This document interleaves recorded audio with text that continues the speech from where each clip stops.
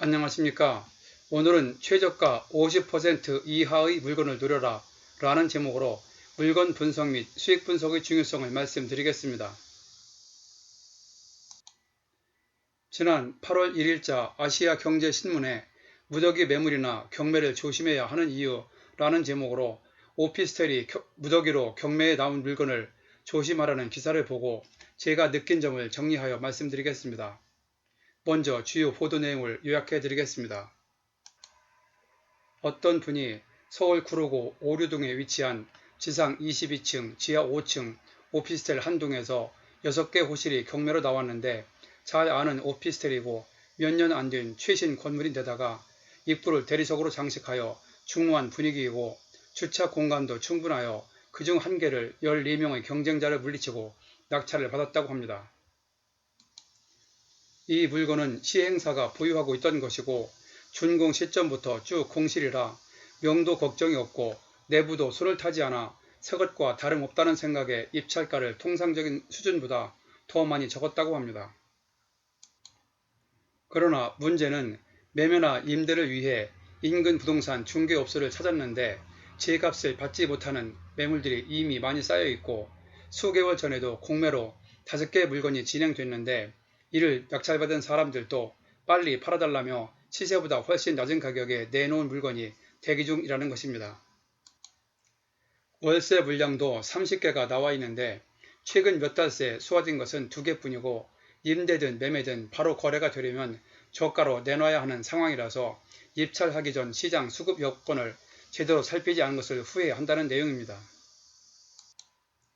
나머지 내용은 이번 기사와 관련하여 무더기로 나온 경매 물건의 주의점 등을 기자가 나름대로 간단하게 소개한 것인데 이를 보충하는 차원에서 제가 경험한 바를 바탕으로 좀 더 상세히 이렇게 절반 이하 가격으로 무더기로 경매가 나온 경우 그리고 오피스텔 투자 시 조심할 사항을 정리하여 말씀드리겠습니다.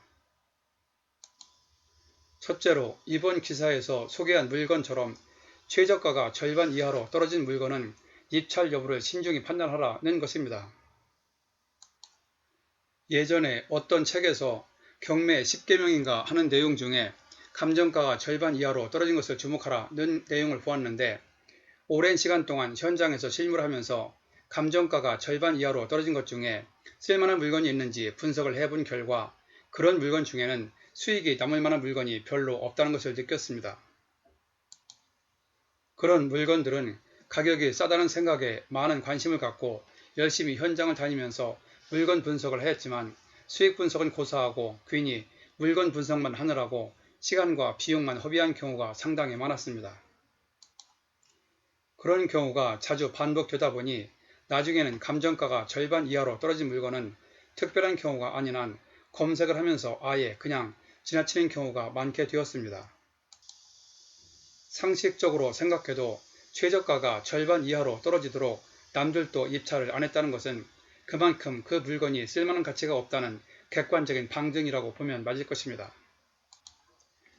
상가 경매 시 유의할 사항에서도 말씀드렸지만 확실한 아이템이나 홍보 능력, 성실성을 갖추는 등 뚜렷한 목적이 있는 실소유자는 시세보다 상당히 싸게 때로는 절반 이하의 가격에서 낙찰받아 사용하면 되므로 별 문제가 없을 수 있습니다. 그런데 만약 수익이 잘 나오면서 투자 목적에 맞는 물건이었으면 중간에 주인이 다른 데서 돈을 꿔서라도 경매를 취하시켰거나 아니면 최저가가 절반까지 떨어지기 전에 벌써 누군가에게 낙찰이 되었을 것이므로 최저가가 절반 이하로 떨어진 물건 중에서 좋은 물건을 찾는다는 것은 제 경험상 효율성이 크게 떨어지는 경우가 많다고 생각합니다. 두 번째는 빈집이나 공실인 경우 명도를 할 때 먼저 협상을 시도하기보다는 바로 인도 명령을 통한 강제 집행을 실시하라고 권고드립니다.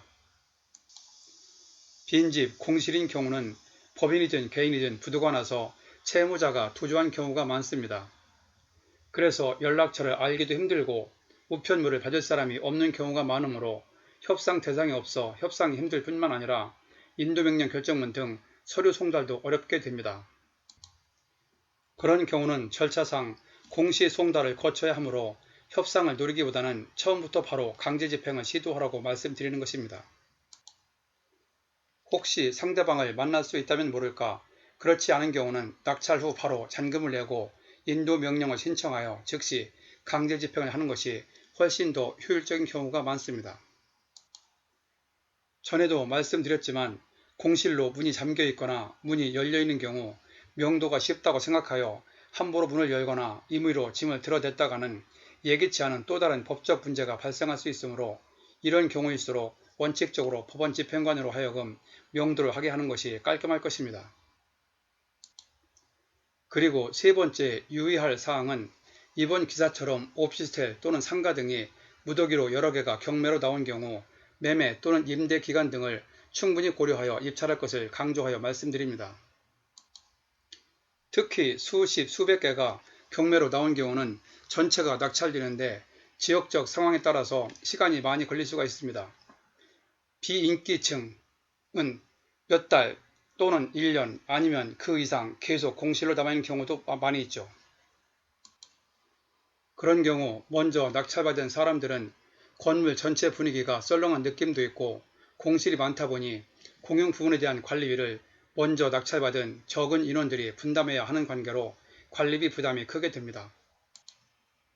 따라서 팔거나 세를 놓는데 시간이 흐르면서 관리비가 늘어나고 이자 등 금융비용이 늘게 되어 나중에는 매매 금액을 예상보다 더 깎기도 하고 임대료를 낮춰야 하므로 시간적, 금전적, 심리적 등 여러가지 면에서 상당한 어려움을 겪는 경우가 많습니다. 그러므로 입찰 전에 미리 인근 부동산 사무소를 방문하여 철저한 현장 조사를 통해 매매, 임대 상황을 체크하여 투자 계획에 차질이 없도록 해야 합니다.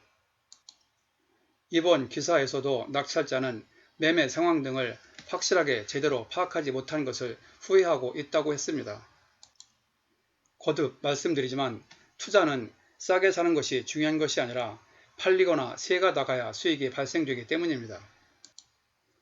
실수요자는 목적에 맞으면 별 문제가 없지만 투자 목적이면 원하는 때에 팔아서 원하는 수익이 남아야 하므로 입찰 전에 미리 확실하게 물건 및 수익 분석을 해야 합니다.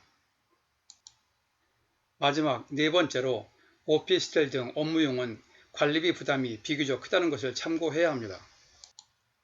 오피스텔 등 업무용 시설은 그 특성상 공용 부분이 많다 보니 일반 원룸이나 도시형 생활주택보다 관리비가 많은 것이 일반적입니다. 이렇게 관리비가 원룸 등에 비하여 오피스텔이 좀 많은 편이라도 서울 수도권은 그래도 찾는 수요가 있어 나은 편이지만 지방은 상대적으로 수요가 적다 보니 면적 등이 비슷한 경우에 오피스텔이 관리비 부담 때문에 인기가 적은 특징이 있습니다. 그렇다 보니 오피스텔은 팔거나 세를 놓을 때도 애로를 겪는 경우가 종종 있습니다. 요즘은 젊은 층들도 돈에 민감한 경우가 많으므로 이러한 점들을 참고하셔서 오피스텔이나 무더기로 경매로 나온 물건에 대하여 투자 결정을 내려야 할 것입니다. 오늘은 최저가가 50% 이하로 떨어진 경매 물건 그리고 무더기로 나온 오피스텔 경매 시 유의할 사항을 말씀드렸습니다. 참고로 이번 회차 관련 유튜브를 안내해 드리니 시간 날 때 들어보시기 바랍니다. 전에 올렸던 27회차 유튜브 상가 실전 경매 투자 목적 급매 물건 찾는 것이 차라리 나을 것 상가 경매의 진실 특징 9회차 유튜브 최근 신규 개발지역 아파트 상가 투자의 실상 파헤치기 그리고 40회차 유튜브 상가 경매 반값 애도 낙찰자 없다 세종시 상가 경매 관련 개발지역 투자 점검을 통해 상가 등 수익형 부동산 경매 시 유의할 사항을 설명하였습니다. 그리고 53회차 유튜브 장기간 월세 연체 세입자 물건 처리 경찰관 경비원 동행하면 과연 문제없나 해서 빈집 등을 명도할 때 대처 요령 10회차 유튜브 법원 경매 명도의 공식이 있다. 경매를 꺼리는 분들 관심요에서 원칙적인 명도 요령을 말씀드렸습니다. 아래에 링크로 연결해 놓았으니 클릭하시면 바로 보실 수 있습니다.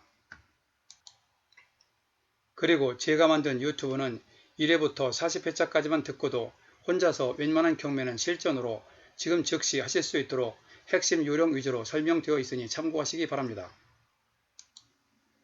어제 폭염 속에서 몇 시간 동안 제초 작업을 하였더니 피로가 덜 풀려 중간에 혀가 꼬인 부분이 있습니다. 녹음이 매끄럽지 못하게 된 점 많은 양해 부탁드립니다.